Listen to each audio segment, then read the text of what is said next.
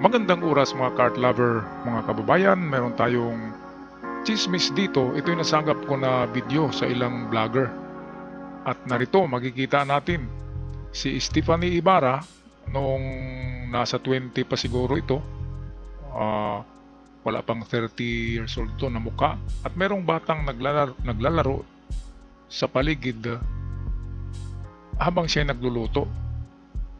Meron akong napansin sa mukha ng bata ay parang pinaghating Kibuloy at Stephanie. Ayan o. Pero hindi siya kay Stephanie, kunti lang. Ang mata kay Kibuloy. Marami ang nagsabi na anak daw to ni Kibuloy kay Stephanie. Kasi bakit nilulutuan ni Stephanie at pinapakain, di ba? Ito kasi ay vlog mismo ni Stephanie sa kanyang channel. Ayan oh, Kibuloy na Kibuloy talaga oh, yung ayan na angle. Ayan oh. O kayo nang maghusga, mga kart lover, mga kababayan.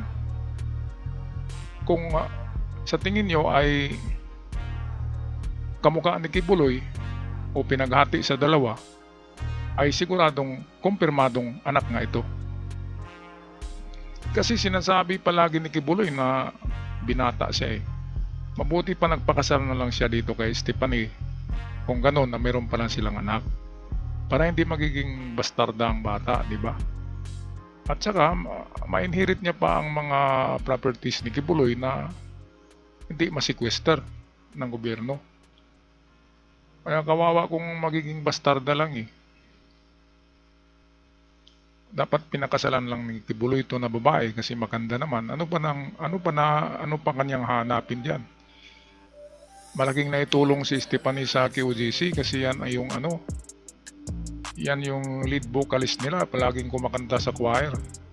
At hindi lang, yan ang pinakamamahal niya. Makikita naman natin na kung saang tour sa buong mundo, nililibot nila ang buong mundo ni Stephanie habang gumagawa din si Stephanie ng mga video niya kasi nag-vlog din ito. Kaya kung ako kay Kibuloy ay matanda na kasi siya, ay pakasalan niya na ang babaeng ito kasi unfair sa kanilang anak. Ayan Kibuloy na Kibuloy yung mukha Unfair sa bata paglaki na sabihin na wala siyang ama. Tsaka yung apelyido niya ay dapat Kibuloy. Kung ako lang kay Kibuloy ay pwedeng mag-asawa siya ng marami, pwede naman kasi mayaman siya. Para mai-share niya yung kanyang kayamanan sa kanyang mga babae. Hindi yung basta-basta lang ginagamit. And then pag matanda na, iniwan di ba? Pinabayaan na lang. Dapat kapareho sa Muslim na talagang tinatrato na equal ang lahat ng babae. Kasi pinapakasalan ng Muslim ang kung ilan ang gusto nila na asawa. At pareho ang pagtrato diyan, pareho ang love na binibigay. Yun sana ang maganda. Kay Kibuloy pag wala na, matanda na, wala na Hanap na naman siya ng iba. Walang katapusan Hanggang sa ngayon siya ay 70 na, siyempre biglang tatanda siya sa kulungan kasi walang hindi masaya yung buhay niya, ma-stress siya, magkasakit siya, madali siyang ma-deadball. Katulad ng kanyang kumpare ngayon, tingnan niyo yung kumpare niya, ang payat-payat na, di ba? Hindi na makakatayo kasi nai-stress na.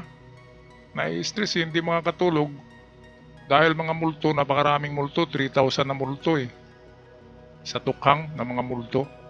Minumulto siya, kaya hindi makakatulog, pumapayat. Hindi na makapaglakad mag-isa hindi makatayo. Yung matanda na kaibigan nito. Pero actually, magkasing edad lang yung dalawa Mas bata lang si Kibuloy tingnan kasi ang daming ang vitamins niya na mga pastorals. Okay, balikan natin tong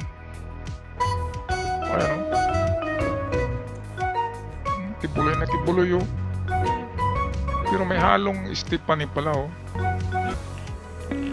Ayan, Kibuloy yan. Kibuloy na itsura yun. Ang ilong kasi ay kay Kibuloy hindi nagmana kay Stephanie. Well, ito na yung pinaka-supporting dyan sa video na ito. Itong video clip na susunod ay dito na aksidenteng na videoan si Kibuloy na kanyang inaakay yung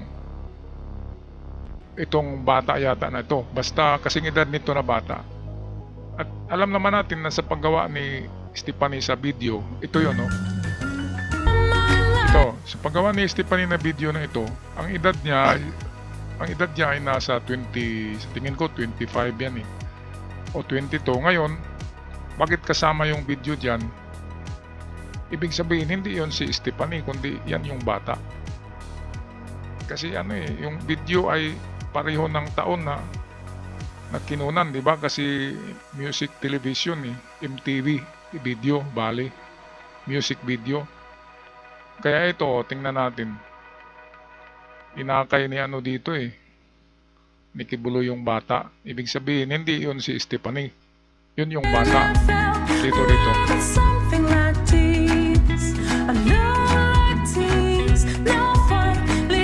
Ayan, no? Ang ganda, oh. Ayan, ito, ayan, no? Ayan, tingnan nyo. Ayan.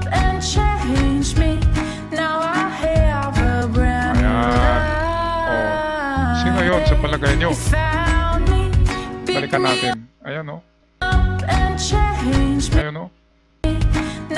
Iba lang yung hairstyle ng bata. Kanina nakabangs eh. Pero kung ibangs natin yan, yun pa rin yung itsura eh.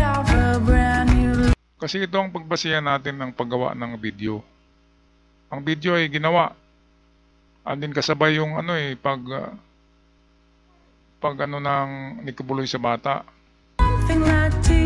Yung pagdampot ni Kibuloy, yun ay eksena ay kasabay ng paggawa ng video ito. Or kung nauna man yun, nauna yun ng sabihin natin 1 year. O, balikan natin. Panguli na to. Ayan o. Oh, ayan. Kasi ang pagbasihan natin ng music video kung kailan ginawa, so ibig sabihin ay halos magkaparehong panahon ng inano ni Kibuloy yung bata. Diba? So, yun ay anak nila. Sigurado. Yun ay anak ni Kibuloy, pero hindi tayo 100% na anak nilang dalawa ni Stephanie. Pwedeng sa ibang babae. Pero sa palagay ko ay anak nga ito ni Stephanie. Ano sa palagay niyo mga katiads, mga ka-art lover, mga kababayan? Ayan, no, balikan natin. Comment nyo na lang sa ating comment section kung ano sa tingin nyo. Yan ba ay anak nilang dalawa? O anak sa ibang babae? O yan ba ay kamukha ni Kibuloy? At kung hindi ang kamukha ni Kibuloy, ay pwedeng hindi yan anak ni Kibuloy. Pero kung kamukha niya, anak niya yan, at maswerte sana ang batang yan kasi milyonaryo siya paglaki. Ngayon, ang hindi tama ay hindi kasal ang kanyang ina kay Kibuloy. Kaya bastarda pa rin ang lalabas. Illegitimate child. Ganun pa man, ay meron pa rin niyang masusunod sa mga properties ni Kibuloy. Pero sayang, hindi talaga apelido ni Kibuloy ang dinala niya, di ba? Kaya no? Oh. Ate, ayun yung ilong ko kay Kibuloy. O sige na nga mga kababayan, ako'y magpaalam na hanggang sa muli. Huwag kalimutan mag-subscribe sa ating channel. Hanggang sa muli, God bless us all at huwag kalimutan mag-subscribe sa ating channel.